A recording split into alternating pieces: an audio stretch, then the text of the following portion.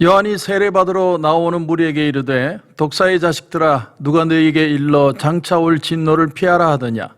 그러므로 회개에 합당한 열매를 맺고 속으로 아브라함이 우리 조상이라 말하지 말라. 내가 너희에게 이르노니 하나님이 능히 이 돌들로도 아브라함의 자손이 되게 하시리라. 이미 도끼가 나무 뿌리에 놓였으니 좋은 열매 맺지 아니하는 나무마다 찍혀 불에 던져지리라. 무리가 물어 이르되 그러면 우리가 무엇을 하리이까? 대답하여 이르되 옷 2벌 있는 자는 옷 없는 자에게 나눠줄 것이요 먹을 것이 있는 자도 그렇게 할 것이니라 하고, 세리들도 세례를 받고자 하여 와서 이르되 선생이여 우리는 무엇을 하리이까 하매 이르되 부과된 것 외에는 거두지 말라 하고, 군인들도 물어 이르되 우리는 무엇을 하리이까 하매 이르되 사람에게서 강탈하지 말며 거짓으로 고발하지 말고 받는 급료를 족한 줄로 알라 하니라. 아멘. 세례 요한이 이스라엘에 등장하던 그 당시에는 아주 이스라엘이 어렵고 힘든 시대였습니다. 정치적으로는 로마의 속국이었고 또 사회적으로도 아주 혼란한 시기였고 경제적으로도 말할 수 없을 정도로 가난한 그런 시기였습니다. 그러고 보면 문화, 도덕, 종교에 이르기까지 혼란과 혼돈이 아주 극심하고 그야말로 암흑의 시대라고 표현할 수 있습니다. 그런 시대에 세례 요한이 등장을 하고 예수님이 이 땅에 오셨습니다. 우리가 지금 있는 이 시대, 특별히 이 코로나 사태 속에 우리는 참 많은 혼란을 겪고 있습니다. 우리가 경제적으로도 사회적으로도 또한 우리가 마음으로 이 추운 이제 날씨가 쌀쌀해진 이 계절의 날씨보다도 더 마음이 춥게 느껴지는 그런 어떤 우리의 삭막함들을 우리가 경험하고 있습니다. 코로나 바이러스에 대한 공포, 그런가 하면 그래서 야기되는 경제적인 침체, 더더욱이나 마음이 좌우로 갈리는 이런 극단적인 대립, 또 언택트 사회 속에서 더 내가 개인적으로 변하고 있는 우리의 고립된 모습, 이런 모습들 속에 우리는 과연 뭘 해야 될까? 신앙인은 어떤 모습을 가지고 살아야만 할 것인가? 혼돈의 시대에 이스라엘은 무려 400년 동안에 더더욱이나 하나님의 말씀이 들려오지 않았다고 하는 사실입니다.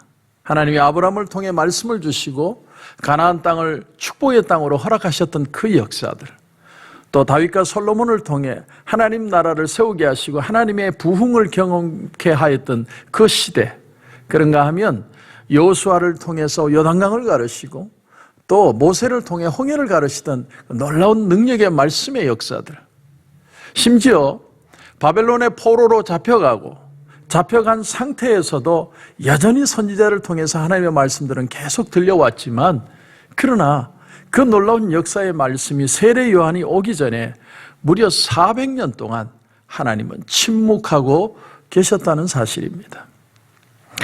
그런데 그러던 중에 광야에 세례 요한이 나타납니다.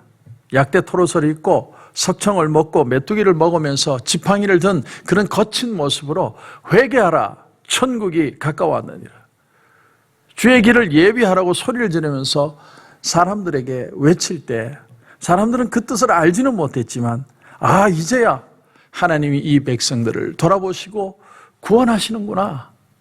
그리고 그의 앞에 나와서 그 말씀을 듣고 회개하고 세례를 받는 역사가 일어나게 됩니다. 물론 이때 좋은 마음으로 나와서 간절한 마음으로 하나님의 말씀을 듣고자 하는 사람들도 있었지만 남들 가니까 같이 따라온 사람들도 있었고, 그런가 하면 세례 요한을 시험하려고 하는 사람들도 있었습니다. 이렇게 여러 가지 모양으로 나와 있는 그들에게 세례 요한은 아주 무서운 말씀을 선포합니다. 오늘 7절에 보니까 독사의 자식들아 누가 너희에게 일러 장차 올 진노를 피하라 하더냐. 아주 무섭게 참된 회개를 촉구하고 있습니다. 그리고 세 가지를 경고를 하죠. 첫 번째는 오늘 8절을 보니까 속으로 아브라함이 우리 조상이라 말하지 말라. 아브라함이 누굽니까? 아브라함은 믿음의 조상이죠. 믿음의 조상입니다. 그런데 그들이 전통적으로 우리는 아브라함의 씨를 가졌기 때문에 우린 아브라함의 후손이라는 그런 프라우드를 가지고 살고 있었습니다. 그런 그들에게 세례 요한은 외치는 거예요. 너희들은 아브라함이 조상이라고 말하지 말아라. 아브라함은 혈통의 조상이 이전에 그는 믿음의 조상이다. 너희들의 믿음은 어디에 있느냐? 세례 요한이 강하게 그들에게 질책하고 있었던 겁니다. 둘째는 그들이 나온 동기를 경고하고 있습니다. 오늘 여러분 7절에 보시면 누가 너에게 일러 장차 올 진노를 피하려 하더냐. 참 이 말씀이 참 무서운 말씀입니다. 저주를 받지 않으려고, 망하지 않으려고, 병들지 않으려고, 병 고침 받으려고, 무서운 형벌을 안 받으려고 도피하는 마음으로, 그런 마음으로 여기에 나와 있다면 너희들은 너희들 마음에 다시 한번 너희들의 무서운 그 잘못된 마음을 깨달으라는 거예요. 다시 순수한 마음으로 돌아가야 된다는 것을 지금 질책하고 있는 겁니다. 세 번째는 회개에 합당한 열매를 맺고, 이렇게 표현합니다. 회개에 합당한 열매를 맺어라.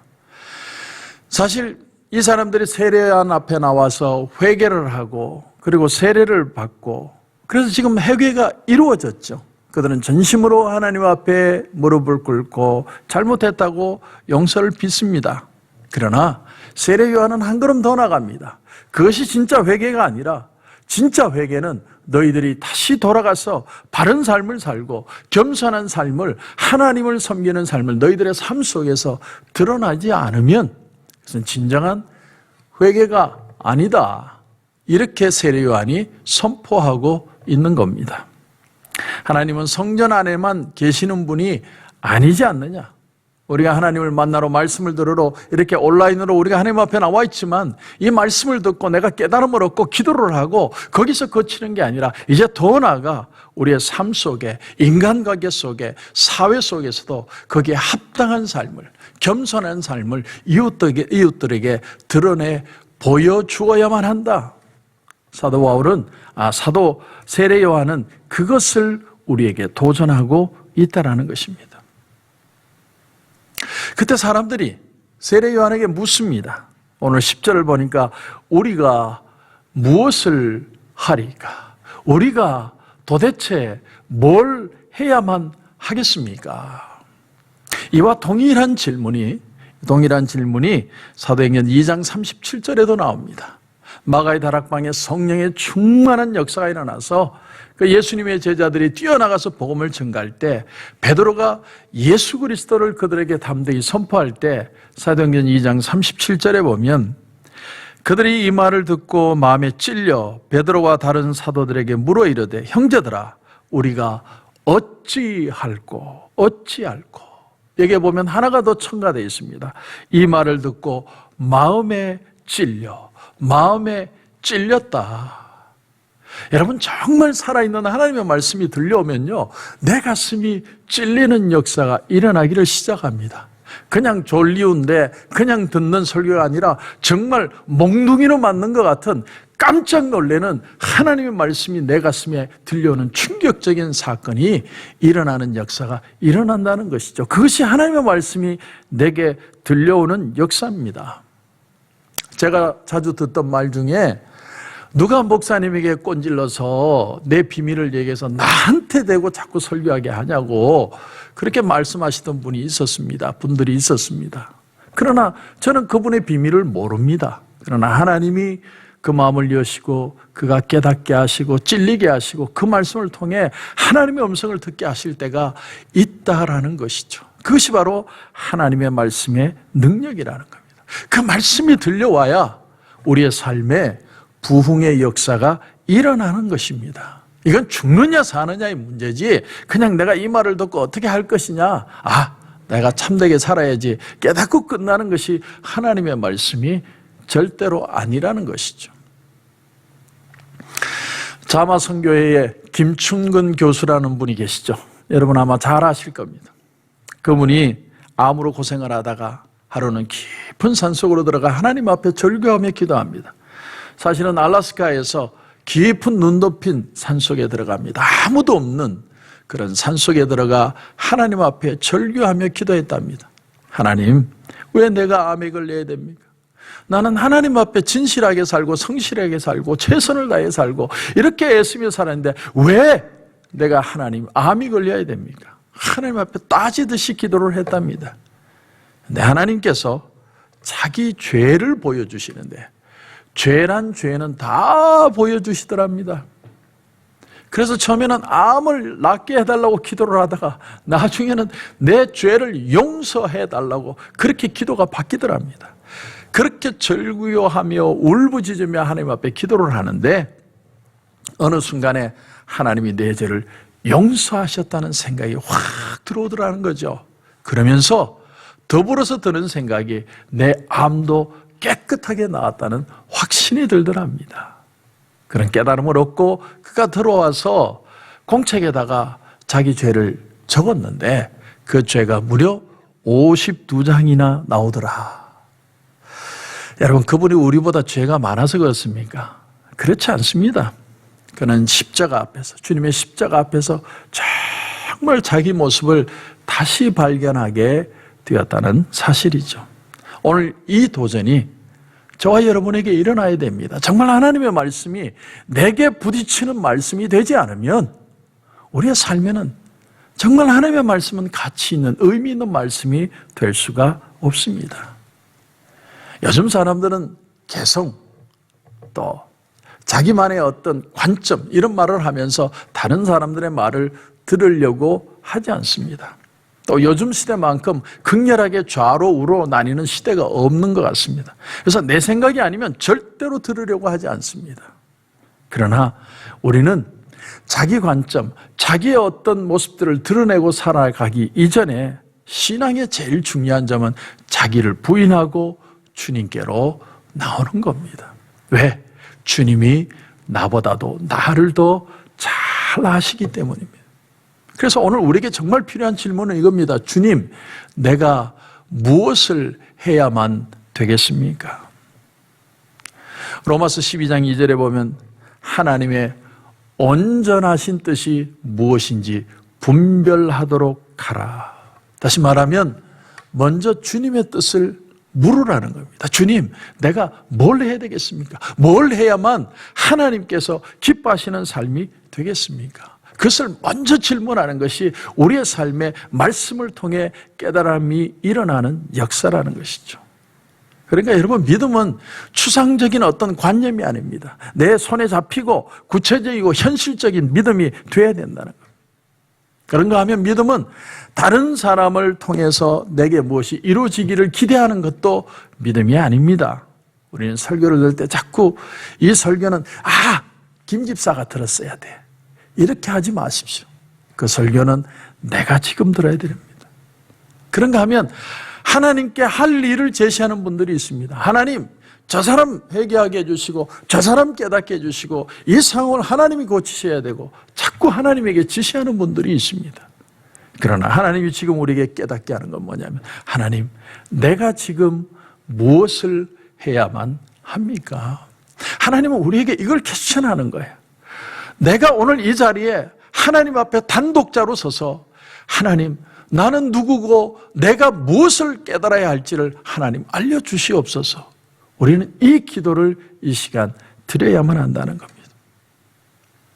오늘 본문에 구체적으로 11절에 보면 대답하여 이르되 옷 두 벌이 있는 자는 옷 없는 자에게 나눠줄 것이요 먹을 것이 있는 자도 그렇게 할 것이니라. 한마디로 나눠주라는 거예요. 나눠주라. 부가 죄라든지 권력이 죄라고 말하는 게 아닙니다. 다만 내 이기심을 버리고 공동체적인 마인드를 가지라는 거예요. 나 중심으로 생각하는 게 아니라 한 사람이 아프면 같이 아프고 한 사람이 힘들면 같이 힘든 그런 공동체적인 마인드를 가져는 것이 진정한 신앙의 마인드라고 얘기하고 있는 겁니다. 두 번째는 세리들에게 13절에 보니까 부가 된 것 외에는 거두지 말라. 세리들은 그 당시에 정한 새보다도 더 많이 뽑아내는, 더 착취하는 일을 했습니다. 로마에 갖다 바치는 게 있고 자기들이 챙기는 게 따로 있는 거예요. 그러니까 받는 텍스가 당연히 많아질 수밖에 없는 거예요. 다시 말하면 공의를 실현하라는 거예요. 정직하게 살라는 거예요. 그런가 하면 군인들에게는 그 군인들은 헤롯의 군인들입니다. 백성들에게 아주 고통스럽게 그렇게 했다고 합니다. 그들에게 14절에 사람에게서 강탈하지 말며 거짓으로 고발하지 말고 받는 급료를 족한 줄로 알라. 우리가 주어진 자리에서 내가 겸손하게 내가 할 수 있는 일을 하면서 살라는 거예요. 그것이 가장 귀한 하나님이 우리에게 말씀하신 우리의 삶의 리드입니다. 혹시 여러분 지금 여러분에게 어떤 생각이 나십니까? 우리가 하나님 앞에 다시 설 수만 있다면, 내게 필요한 것들을 다시 깨닫고 내가 해야 할 일들을 다시 한번 바라볼 수만 있다면 하나님의 부흥의 역사는 지금 우리 가운데 일어나고 있습니다. 그 말씀이 들려와야 돼요. 다시 우리는 말씀 앞에 서야 됩니다. 그래서 이 말씀으로 세상을 변화시키는 역사가 반드시 일어나야 됩니다. 그런 놀라운 은혜가 저와 여러분 가운데 넘치기를 주님의 이름으로 축원합니다. 기도드리겠습니다. 하나님 은혜를 감사합니다. 오늘 세례 요한이 이스라엘 백성들에게 왔을 때, 회개하라고 외칠 때 그들은 질문합니다. 내가 무엇을 하오리까? 하나님, 우리에게도 이 질문이 필요합니다. 하나님이 무엇을 해야 되겠습니까? 교회가 무엇을 해야 되겠습니까? 질문하기 이전에 하나님, 내가 무엇을 해야 하리까?